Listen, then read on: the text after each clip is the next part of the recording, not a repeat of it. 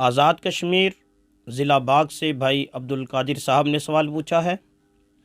وہ لکھتے ہیں کہ مفتی صاحب، عرض یہ ہے کہ کرسی پر نماز پڑھنے کے حوالے سے آپ سے ایک مسئلہ دریافت کرنا تھا کہ کرسی پر نماز پڑھنے کا شرعی حکم کیا ہے، اور اس میں صف سیدھی کرتے وقت کرسی کے اگلے پائے نمازیوں کی ایڑیوں کے برابر کرنے ہیں یا پچھلے پائے، کیونکہ اگر کرسی کے پچھلے پائے نمازیوں کی ایڑیوں کے برابر کرتے ہیں تو کرسی پر بیٹھے نمازی کی ایڑیاں آگے بڑھ جاتی ہیں، اور اگر کرسی پر بیٹھے نمازی کی ایڑیاں صف میں کھڑے نمازیوں کے برابر کرتے ہیں تو کرسی پر بیٹھا نمازی پیچھے نکل جاتا ہے۔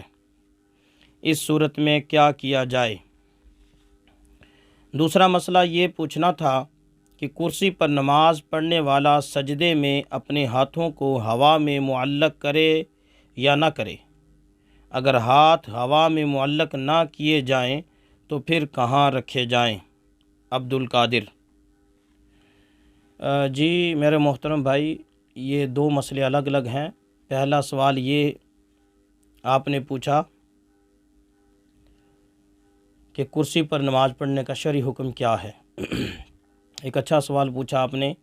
ہمارے معاشرے میں بہت سارے لوگ ایک مغالطے کا شکار ہیں کہ جو کھڑا نہیں ہو سکتا تو چلو شریعت میں اجازت ہے وہ بیٹھ کر نماز پڑھ لے، لہٰذا کرسی پر بیٹھ کر نماز پڑھنا شروع کر دیتے ہیں۔ یہاں یہ سمجھنا ضروری ہے، پہلے بنیادی بات سمجھ لیجئے، پھر انشاءاللہ سارا مسئلہ سمجھ میں آ جائے گا۔ کرسی پر بیٹھ کر نماز پڑھنے والا شخص یا تو کھڑا ہونے سے عاجز ہوگا کہ وہ کھڑا نہیں ہو سکتا کسی وجہ سے، لیکن زمین پر سجدہ حقیقی کر سکتا ہے، یا پھر کسی وجہ سے زمین پر سجدہ نہیں کر سکتا، اس لیے وہ کرسی پر بیٹھ کر نماز پڑھ رہا ہے۔ یہ دو طرح کے عذر ہیں، ان دو طرح کے عذروں کے احکام بھی الگ الگ ہیں۔ اس مسئلے کو مزید سمجھنے سے پہلے ایک نقطہ ذہن میں یہ رکھ لیجئے کہ جو بندہ حقیقی سجدہ پر قدرت نہ رکھتا ہو، جس نے اشارے والا سجدہ کرنا ہو، وہ اگر باوجود قدرت ہونے کے کھڑا نہ بھی ہو تو نماز ہو جاتی ہے کہ اس کے لیے قیام فرض نہیں۔ لیکن جو بندہ کسی وجہ سے کھڑے ہونے سے عاجز ہے تو وہ بیٹھ کر نماز پڑھے، لیکن اس سے حقیقی سجدہ ساقط نہیں ہوگا، سجدہ اس کو پورا کرنا پڑے گا۔ اس نقطے کو ذہن میں رکھیے۔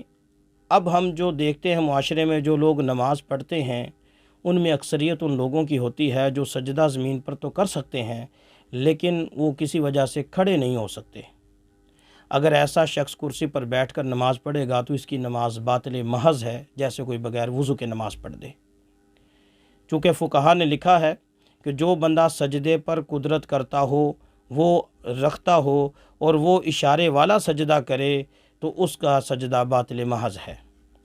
میں یہ بھی یہاں واضح کر دوں کہ کرسی جو نماز کے لیے کرسی اسپیشل بنائی گئی ہے، اس کا جو پھٹا لگا ہوا ہے وہ تقریباً 18-19 انچ اونچا، مطلب جائے نشست سے 18-19 انچ اونچا ہوتا ہے۔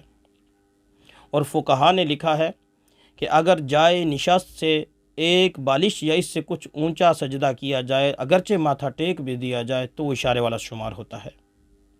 ہم نے عاجز کی اس موضوع پر ایک رسالہ بھی ہے، اس میں جب ہم نے وہ رسالہ تالیف کیا تو بڑے بڑے ہاتھوں والے ہم نے بندے تلاش کیے۔ ہماری تحقیق یہ ہے کہ 11 انچ سے بڑا بالشت کسی کا نہیں ہوتا۔ فقہا نے لکھا ایک بالشت یا کچھ اونچا تو 13-14 انچ لگا لیں، اور یہ جو پھٹا لگا ہوتا ہے یہ 18-19 انچ اونچا لگا ہوتا ہے۔ پتہ چلا کہ جو اس پر ماتھا ٹیکتے بھی ہیں وہ بے شک ماتھا ٹیک دیں تو اشارے والا ہی شمار ہوگا۔ لہٰذا میں پہلے عرض کر چکا ہوں، جو بندہ حقیقی سجدہ پر قدرت رکھتا ہو، اگر یہ اشارے والا سجدہ کرے گا تو اس کی نماز بالکل یہی نہیں ہوگی۔ لہٰذا کرسی پر بیٹھ کر نماز پڑھنے والا پہلے یہ دیکھے کہ کرسی پر میں نے بیٹھنا کیوں ہے۔ اگر تو کھڑا ہونے سے عاجز ہے لیکن سجدہ حقیقی کر سکتا ہے تو یہ ہرگز نماز نہ پڑھے، اس کی نماز بالکل نہیں ہوگی۔ اور اگر کسی وجہ سے سجدہ کرنے سے عاجز ہے، زمین پر حقیقی سجدہ نہیں کر سکتا، تو نماز کرسی پر بیٹھ کر پڑھنے کی گنجائش تو ہے، نماز ہو جائے گی، لیکن نہ پڑھنا بہتر اور اولیٰ ہے۔ اس کی کئی ساری وجوہ ہیں، اس سے ہم اعراض کرتے ہیں کیونکہ بات لمبی ہو جائے گی۔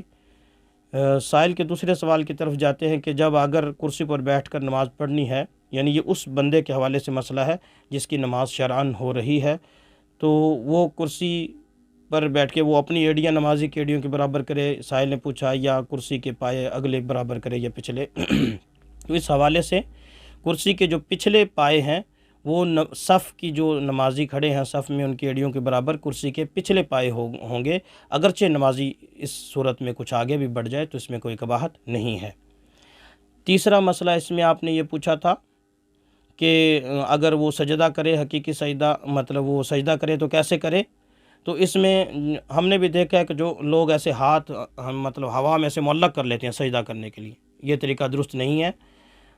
یہ یاد رہے کہ اگر کوئی بندہ سجدہ سے عاجز ہو تو اس نے اشارے سے سجدہ کرنا ہے، تو جیسے رکوع میں گھٹنوں پر ہاتھ رکھے جاتے ہیں، ایسے ہی سجدے میں بھی گھٹنوں پر رکھے جائیں گے۔